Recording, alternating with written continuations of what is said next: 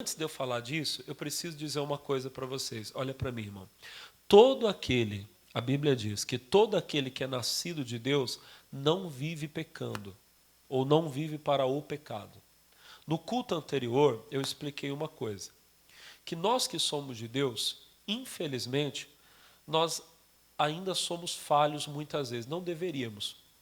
Mas a gente é como aquele bebezinho que ainda está aprendendo a andar. O bebê, enquanto ele está aprendendo, dando os primeiros passos dele, ele ainda não tem muita firmeza. Então, o passo dele é aquele passo meio sem firmeza. Daqui a pouco ele dá um passo assim e ele acaba tropeçando. E quando ele está aprendendo, ele cai muitas vezes. Não é verdade? Mas conforme ele vai crescendo e ele vai se fortalecendo, ele para de tropeçar. A mesma coisa, irmão, é conosco. Quanto mais você amadurece na fé, você vai, como a Bíblia fala lá em Efésios 4, você vai chegando à estatura de Cristo. Quanto mais parecido com Cristo você vai ficando, menos você erra, menos você falha.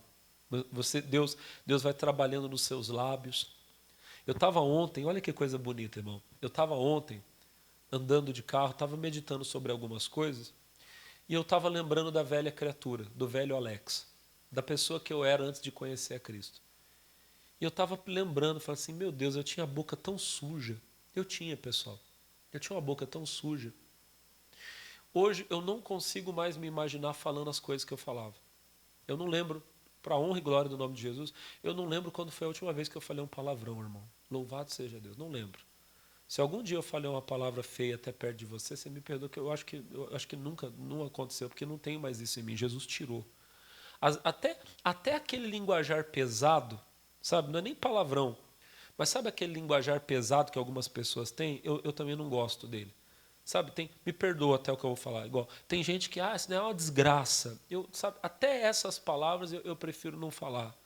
Porque conforme você vai se aproximando, você vai amadurecendo na fé, eu creio que você vai ficando mais parecido com Jesus, você começa a falar mais como Ele. E Jesus, Ele é manso e humilde de coração. A Bíblia diz que aquele que é nascido da carne é carne. O que é isso, pastor? Um dia eu nasci da vontade da carne. Meu pai conheceu minha mãe e pela vontade dos dois eu vim a esse mundo. E se você olhar para mim, olhar para o meu papai e para minha mamãe, você vai ver que eu tenho coisas do meu pai e tenho coisas da minha mãe. Você vai ver que eu tenho os olhos da minha mãe, que eu tenho o nariz da minha mãe, graças a Deus, não tenho do meu pai. Né, pessoal? Mas eu tenho coisas do meu pai. Eu olho assim, eu consigo, principalmente agora que você vai ficando mais velho, eu começo a olhar para mim, eu começo a ver umas coisas do meu pai e falar, rapaz, tô parecendo velho já estou começando. Só que isso é fisicamente. Por quê? Porque eu nasci da carne. Amém? Quando você nasce do Espírito, você começa a ficar parecido com o Espírito Santo. Mas nós não nascemos do Espírito na carne. Nós nascemos do Espírito Santo espiritualmente. Aonde a gente vai ficando parecido com o Espírito Santo? Na nossa vida espiritual. No jeito de falar, no jeito de pensar, no jeito de agir. A obra do Espírito Santo vai amadurecendo em você, o fruto do Espírito vai amadurecendo, e você vai se tornando cada vez mais amoroso, alegre, pacífico, benevolente, bondoso, fiel, amém? Temperado, conforme a Bíblia diz que é o fruto do Espírito. Essas coisas vão acontecendo em você, e glória a Deus por isso. Agora, irmão, tem pessoas, estou falando isso aqui tudo para quê? Para explicar para você que tem pessoas que elas têm um problema. Elas acham que é normal e não é. Elas pecam de propósito. Elas planejam o pecado. A pessoa ela arquiteta, não, eu vou sair, vou fazer isso, vou fazer aquilo. Aquela pessoa ela vai ver, uma hora dessa eu vou pegar ela e vou fazer isso, vou fazer aquilo. Irmão, quem é de Deus não é assim. O pecado, quando acontece na nossa vida, eu falei nesses últimos cultos, ele é como um acidente. Você é uma criança que ainda está aprendendo a andar e a perna às vezes não tem muita firmeza e você cai. Quem está entendendo, diga amém. Mas tem gente que, espiritualmente falando, ela está planejando cair. Ela está vendo o buraco e está falando, eu vou me jogar ali dentro. Tem pessoas que estão fazendo isso. Como assim, pastor? Olha para o pastor, elas planejam o pecado. Elas fazem o mal com a intenção de fazer. Amém? Não é a pessoa que percebeu, ai meu Deus, o que eu fiz? Me perdoa. Não, não foi um acidente, foi premeditado. Irmão, quem nasceu de Deus não vive pecando. Amém? Amém? Aquele que é nascido de Deus não vive pecando, não vive para o pecado. Se você nasceu de Deus, agora você nasceu para a santidade. É uma nova vida. Quem crê, diga glória a Deus. Agora, preciso dizer a você que se você caiu, se você errou, há uma chance de Deus para você, de você se levantar.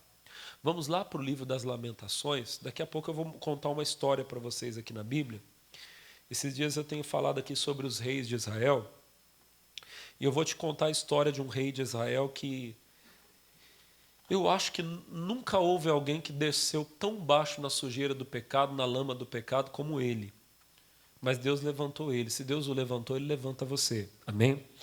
Mas lá em Lamentações, né? Lamentações está onde, pastor? Está depois do livro do profeta Jeremias. Quem escreveu Lamentações foi Jeremias. No capítulo 3, palavra linda de Deus para nós. Glória a Deus. Lamentações, capítulo 3. Quem achou, diga amém. Nós vamos ler o versículo 21, 22 e 23. Lamentações, capítulo 3, verso 21, a Bíblia diz assim: disso me recordarei no meu coração, por isso tenho esperança. Para aqui um pouquinho. O escritor sagrado aqui, o profeta Jeremias no caso, ele diz que tinha uma coisa que quando ele lembrava, havia algo de que ele se lembrava e que dava a ele esperança.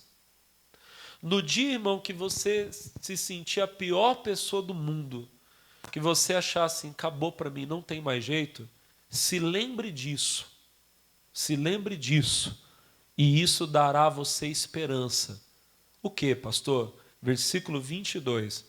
As misericórdias do Senhor são a causa de não sermos consumidos. Você não foi consumido ainda? Não, pastor. Você está vivo? É porque Deus está tendo misericórdia de você. Se Deus tivesse, irmão, desistido de você, você não estaria mais aqui. Você está respirando? Quem está respirando aí? Olha para o irmão do lado, vê se ele está respirando. Vê se está.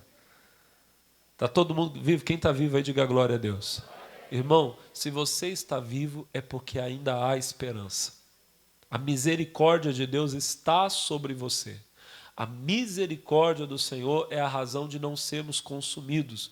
Porque as suas misericórdias, lê em voz alta, as suas misericórdias não têm fim. Então, irmãos, sabe o que eu entendo aqui?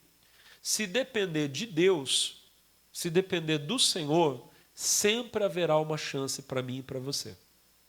A misericórdia dele não tem fim. Eu estava lembrando ontem à noite de Jesus conversando com Pedro. E Pedro chega ao Senhor e ele diz assim: mestre, quantas vezes eu devo perdoar o meu irmão? 7 vezes, tá bom?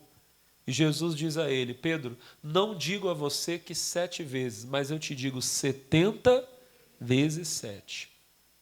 É claro que 70 vezes 7 não é um número literal. Você vai fazendo a conta, 490. O fulano já vacilou comigo 350 vezes, está quase. Não, 490 era uma forma de Jesus dizer o quê? Que você sempre tem que perdoar. Agora eu penso numa coisa. Se eu, que sou falho, pecador, se eu tenho que perdoar o meu irmão sem fim, se eu tenho que perdoá-lo 70 vezes 7, imagina Deus que é perfeito. Que coisa linda, né, meus irmãos? Eu que sou falho, eu tenho que perdoar 70 vezes 7. Imagina Deus, o tamanho da misericórdia dele. Você, meu irmão, que é a pessoa, o mais pecador que tem aqui no nosso meio.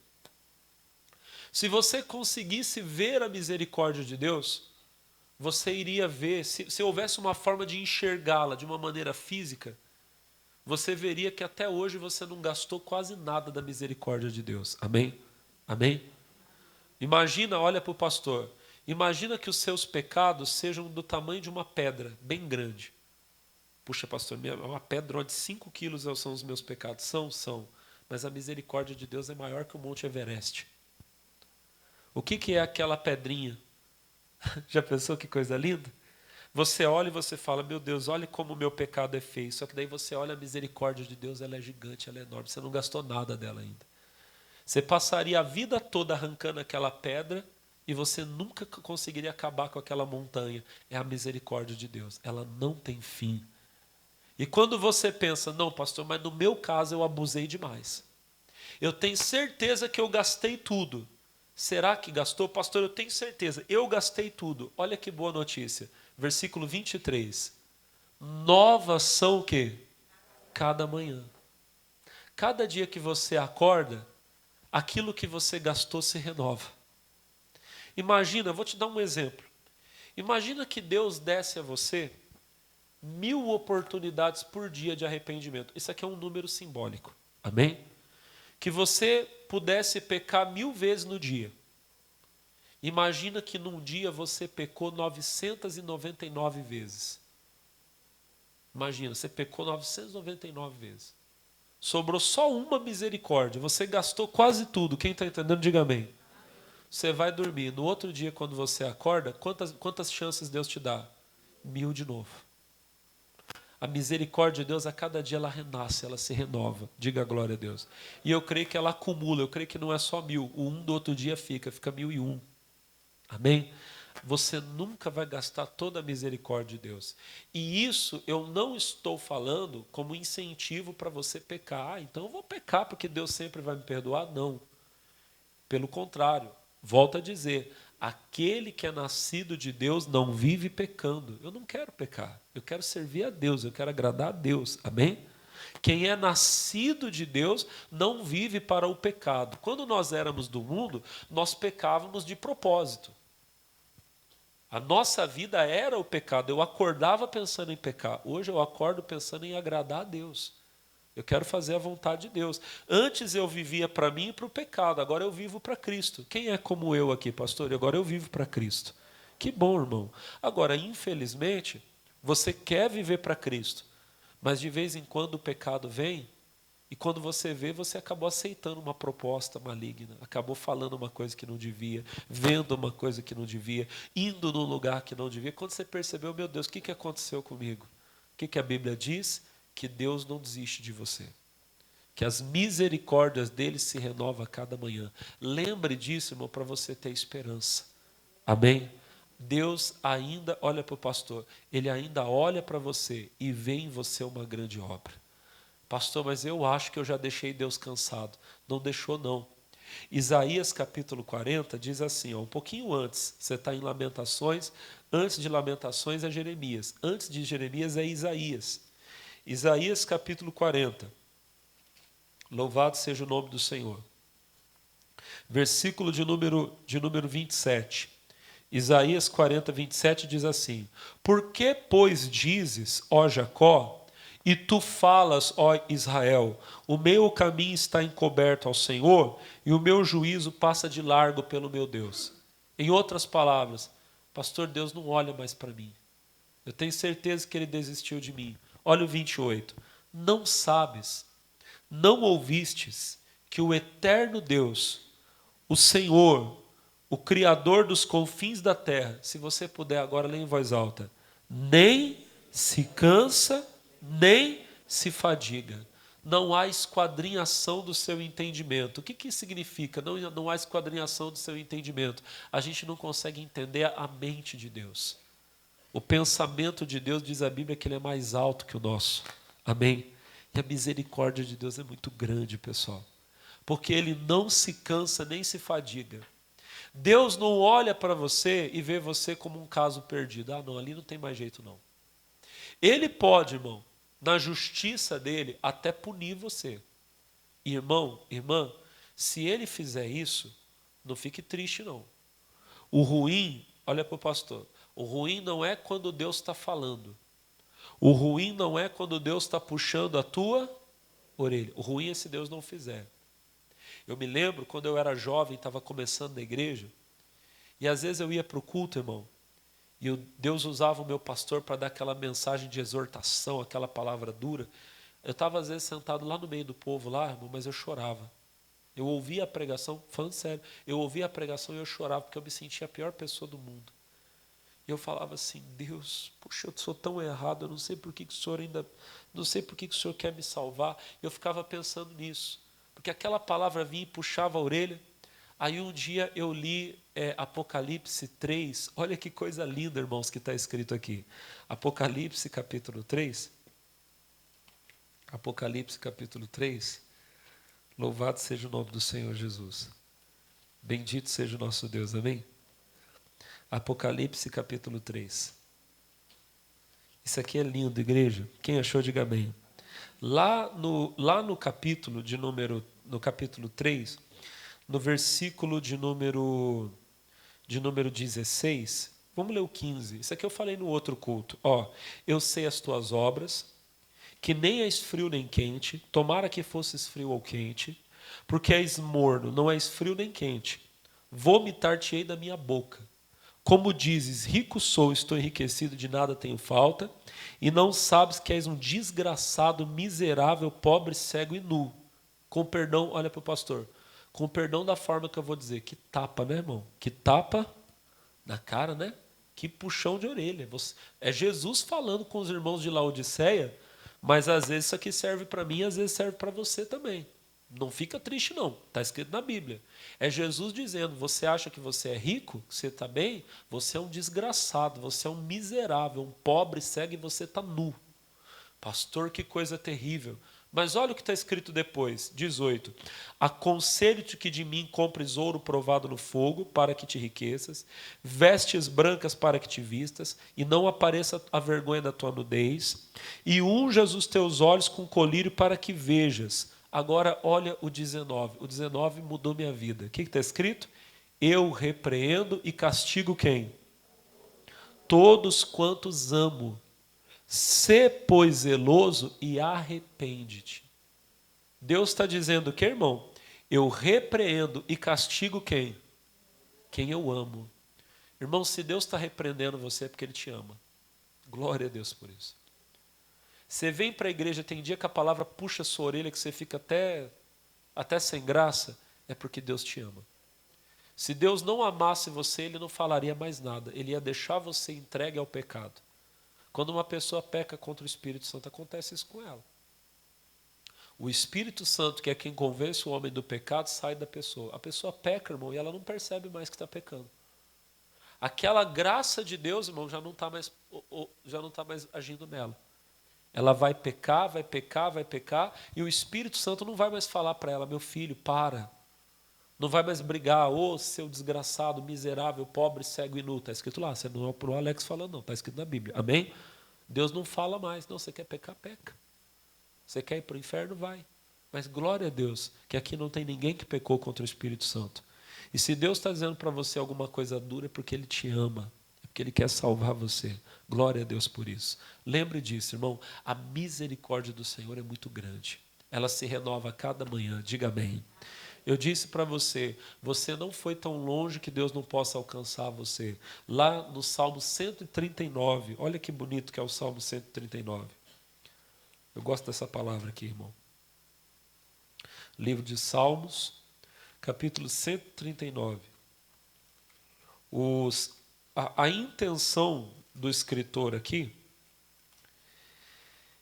o Salmo 139, ele é de Davi.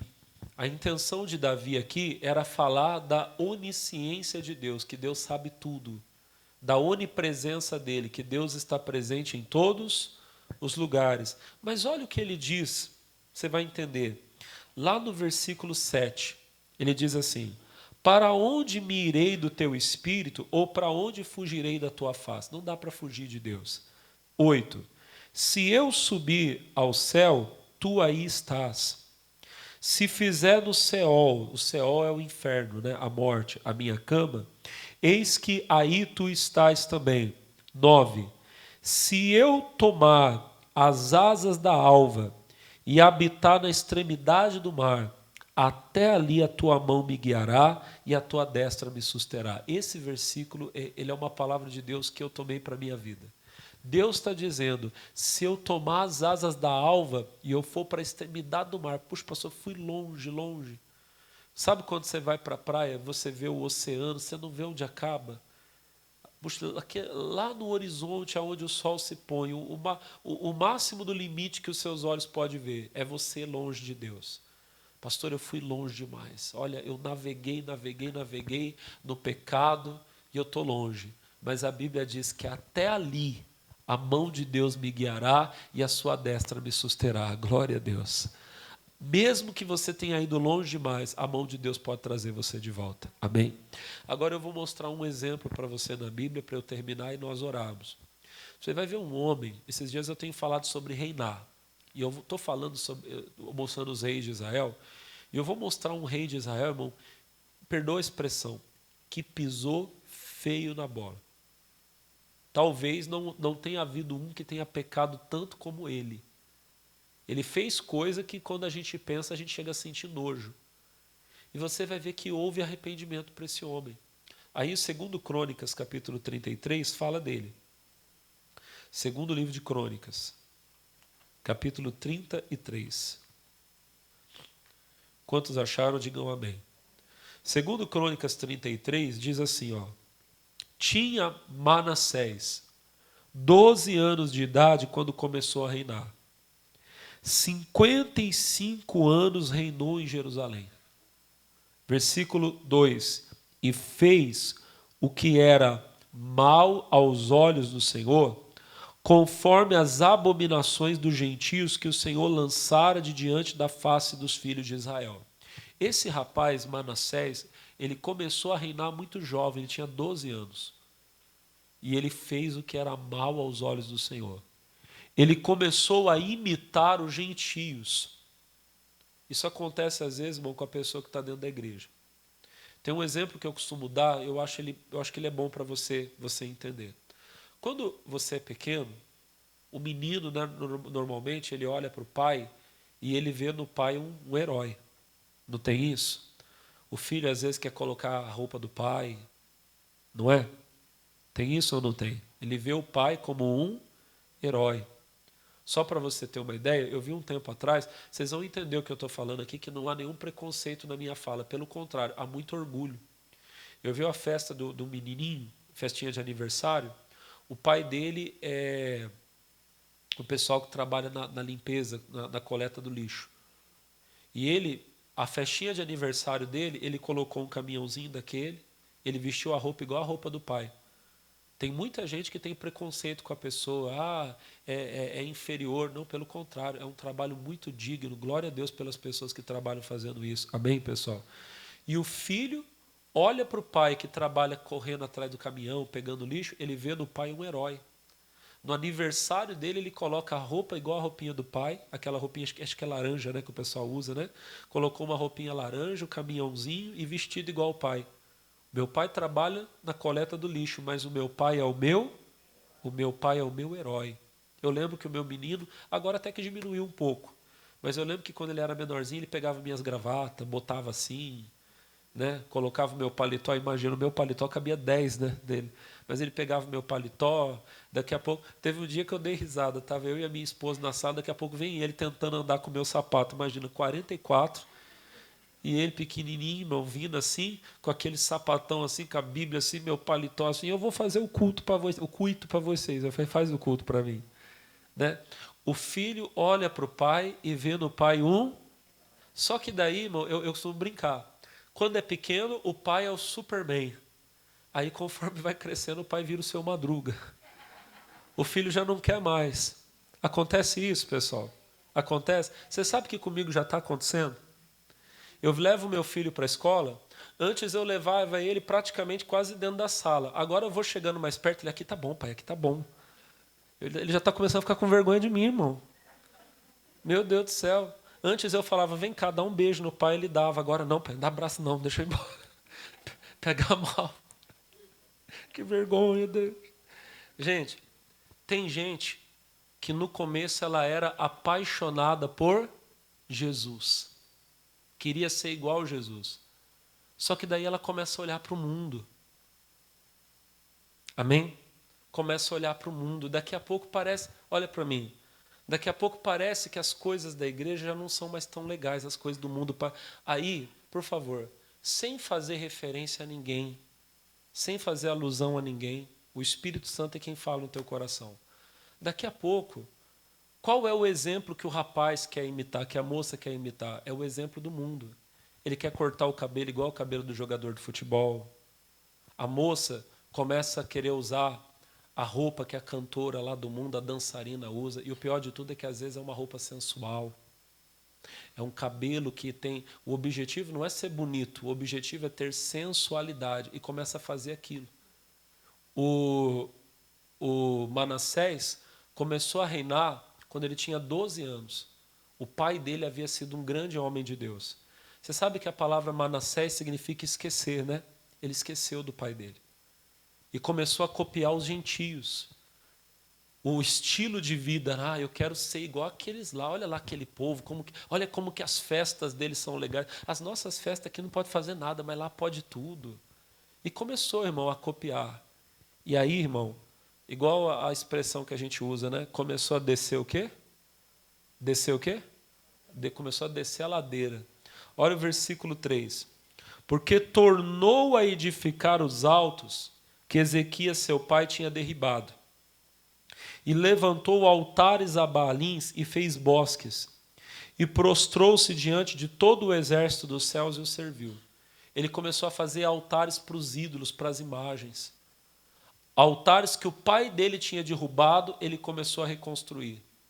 Daqui a pouco começou a fazer imagens dos Baalins e começou a servir, a adorar esses deuses. E a Bíblia diz que ele se prostrou diante de todo o exército do céu. Começou a adorar os ídolos que eles falavam que eram como se fossem, vamos dizer assim, os deuses. Começou a adorar tudo aquilo. 4.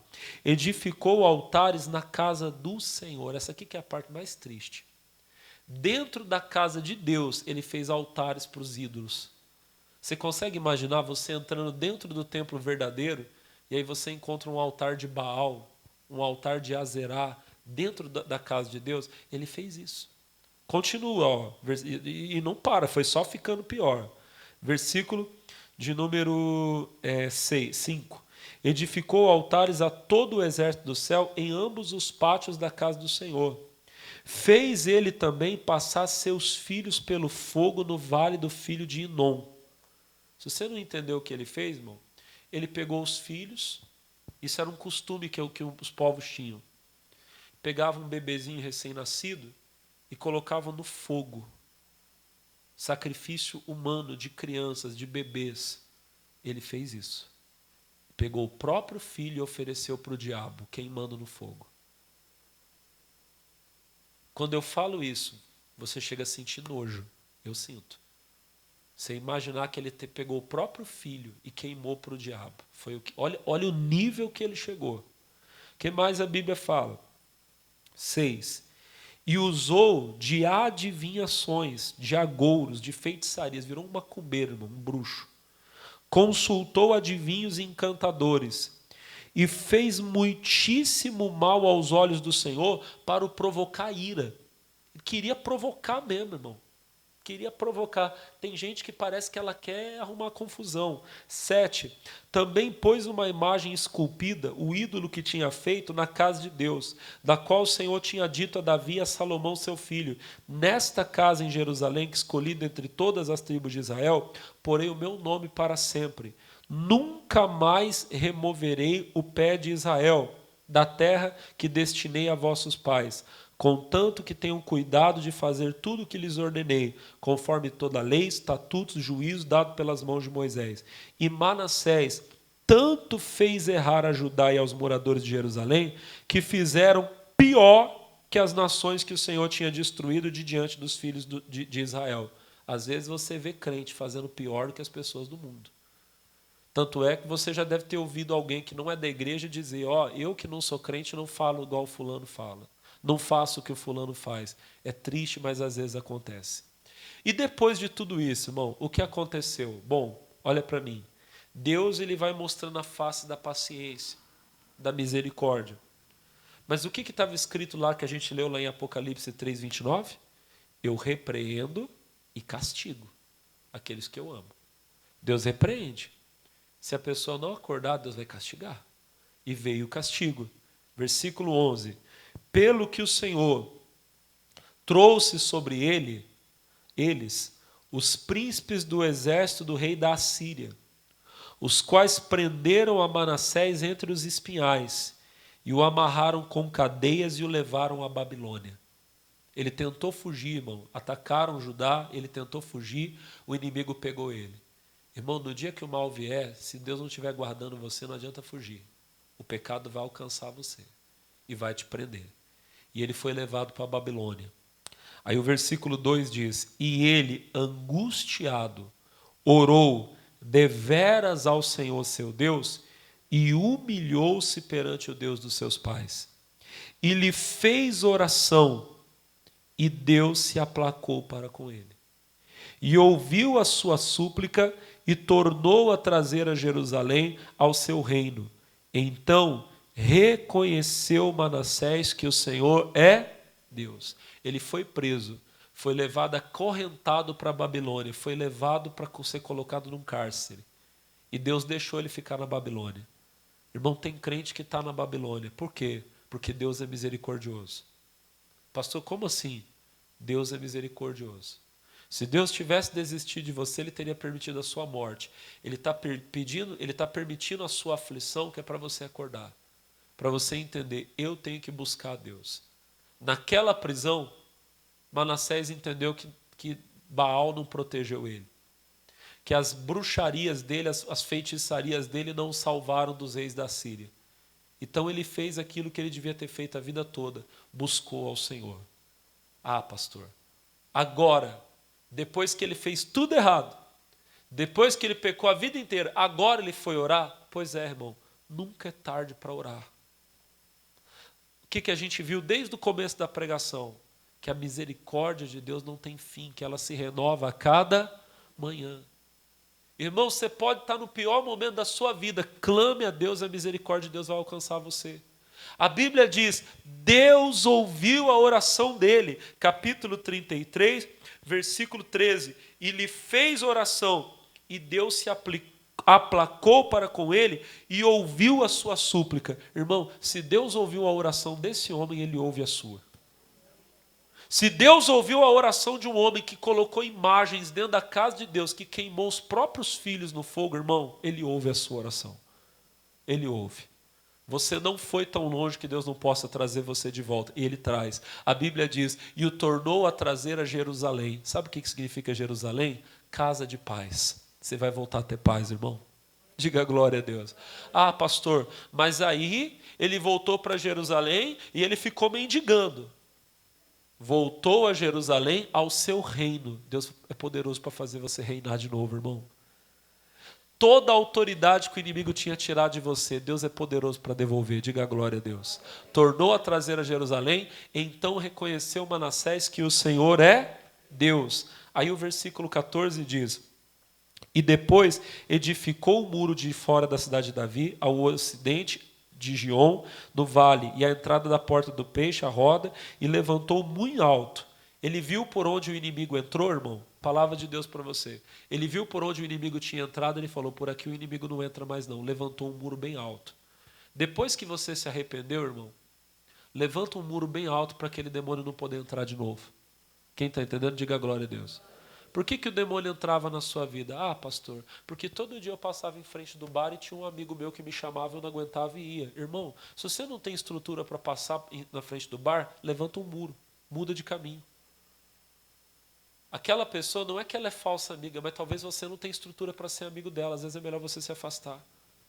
Eu nunca esqueci do pastor Jaime contando, vocês já devem ter ouvido o testemunho dele várias vezes, que ele era alcoólatra e Jesus libertou ele.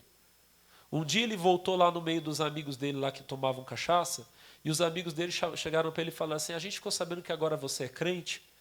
E ele disse, crente não, porque crente até o diabo é. Sabe essa coisa que a pessoa fala quando não tem mais nada para falar? Crente, eu sou evangélico.